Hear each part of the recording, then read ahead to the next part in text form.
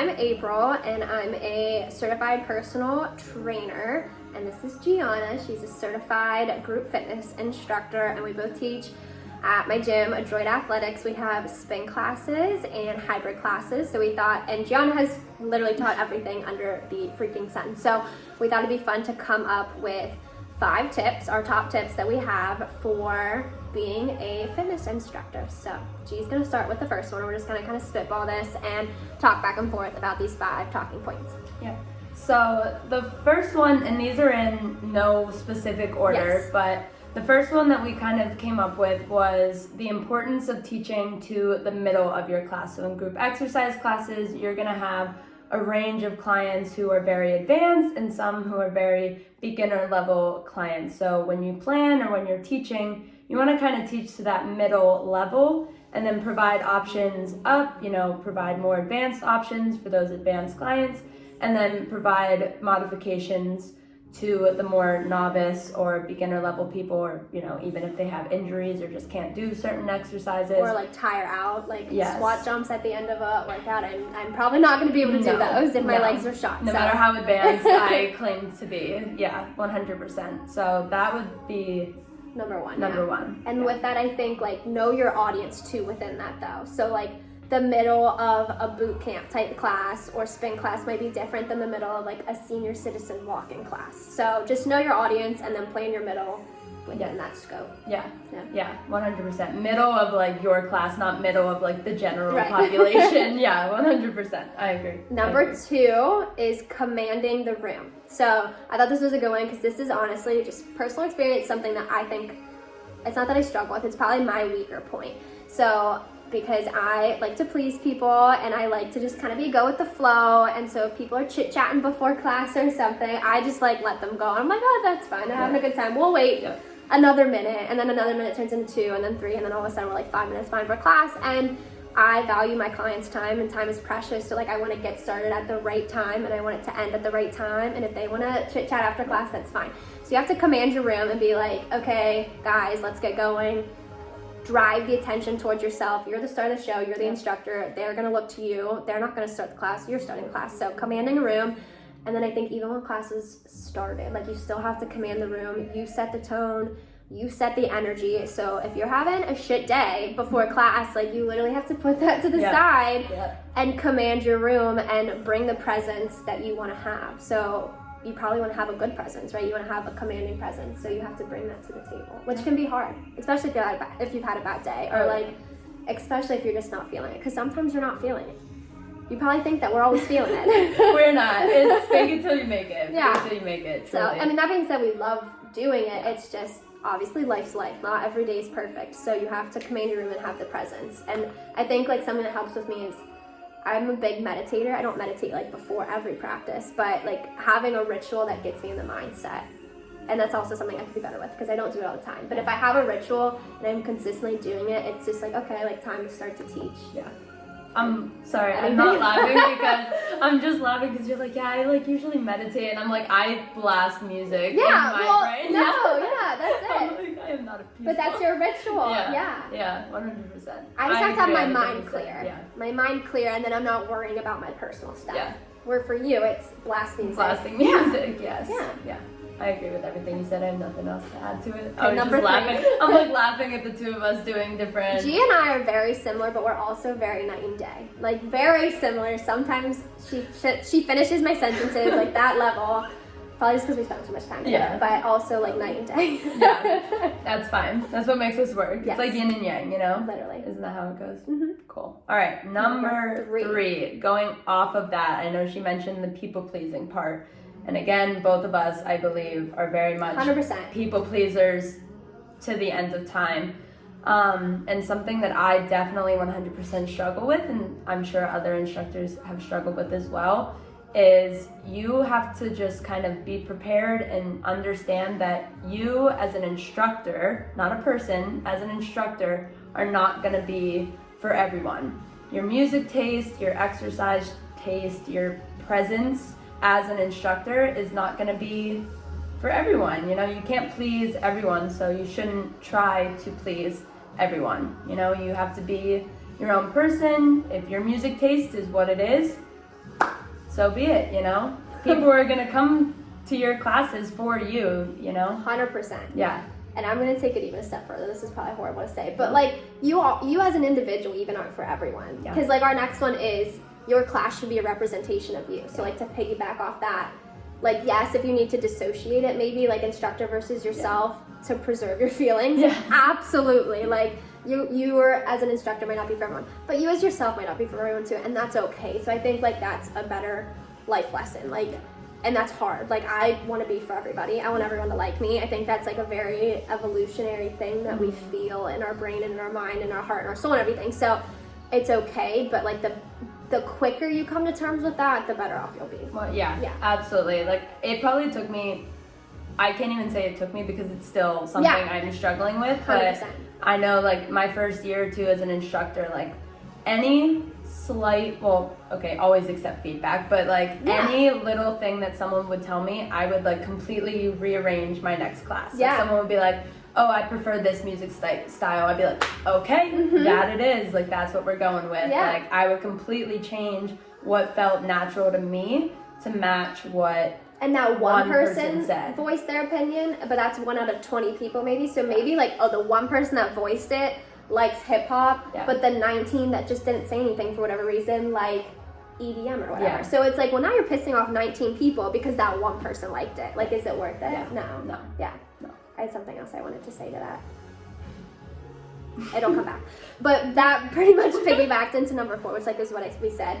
Your class should be a representation of you.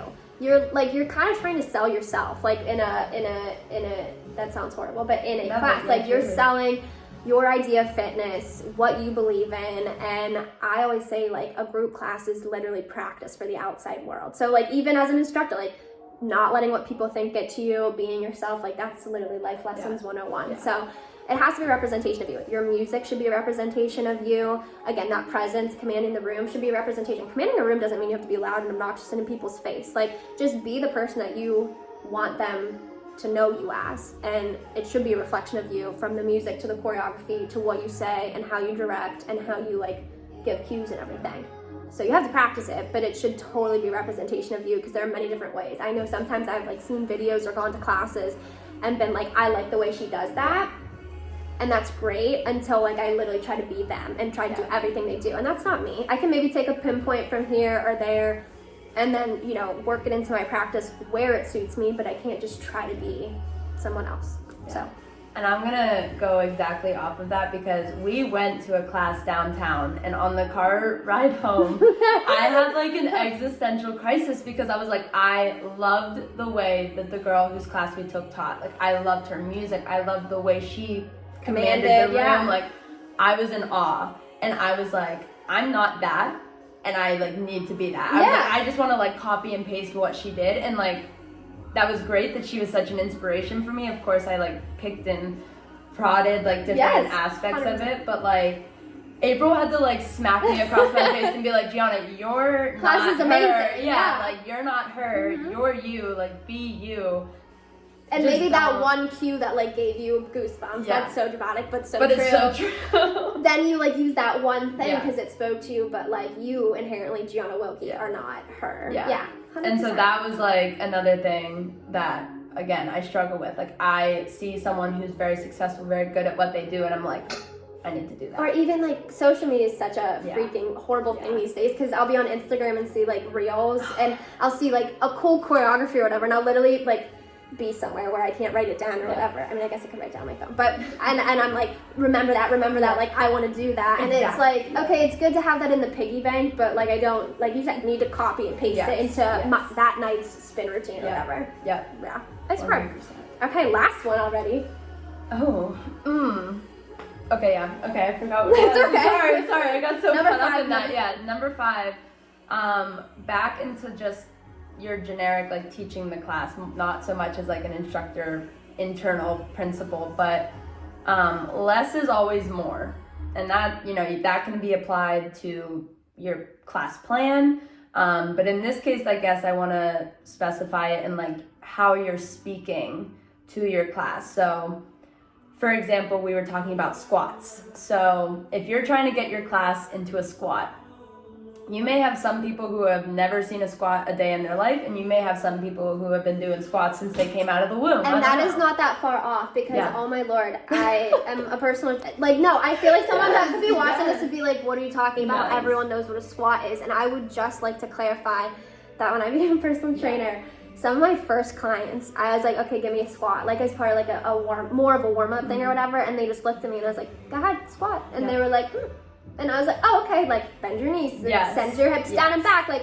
not everyone does know as much. Like, you'd be surprised at what people don't know. Yes. That was just a sidebar, sorry. And that goes back to our first principle where you got to teach, you just got to teach in the middle, and you don't assume what everyone's level is. Absolutely. So less is more. So again, going back to that squat example, you don't know if someone has seen a squat before, so you want to give them like the key components of getting into that exercise or into the choreography, and basically as most concise and little word vomit as you can. So like for squats, you could say like feet apart, hips sink back, like squat, whatever it is. And then as you get your class like going into the exercise, then you can kind of look around and maybe you see some people like hunched over, so you could say, oh, like, chest tall, shoulders back, like different cues from there. But when I was first training and first became an instructor, I was queen of word vomit, like queen of word vomit. I would tell them every single form cue before we would do a single squat, and like by that time we'd be like 3 minutes deep and they'd be like, girl, what do you want us to do? Like, you're telling us all these crazy things to do with our body. I don't know what the exercise is. I don't know what are you trying to tell me to do? Like squat. Oh, okay. So less is more, and then from there you can provide the form cues, the motivational cues, whatever it is that you need to do from there. Yeah, I have two things to say to that. One, I think is like, I guess a rationale behind why people might do that, and I'm not putting this on you, but I know for me, if I'm word vomiting, it could be like, it's crazy. If someone comes into the class that I feel like I want to impress or something, that's horrible. But it's just the truth. Like, I feel like I want to prove myself, so I want to talk, and then if I'm talking, I'm showing my knowledge or whatever, and it's just, it's not that way. It's literally reverse psychology. It's the opposite of what you would think. So less is more, and timing. Sometimes like just saying the right thing at the right time. Like, all of our classes are pretty much off of music. So like if you just hit a beat drop the right way with literally like one simple word, like go, at a beat drop or whatever, they know. Like that might give you the goosebumps rather than like chest open, back flat, core tight. Like, nope, like they're just like, shut up. Let me ride to that beat drop. Yeah, exactly. That was number one. Like, sometimes it's just like a self-defense mechanism to think of like, I know what I'm doing. And then that too, like less is more, and even like simplicity is more, because again, like we have these certifications, we've gone through these trainings, we've gone through these intense like not intense, but like anatomy lessons of like these specific muscles and like bones and all these things. So we could easily be like, oh, I want to impress. Let me go into biomechanics. And like they don't give a shit about any of that. Like, they're not like trying to figure out the eccentric and concentric movement. Of course, that's great to know, but like they don't care. They don't care. Thanks. Got my hair tied. Our 5 top tips for instructing a class, any class, spin, bar, hybrids, anything. That's it. Cool. Thanks, guys.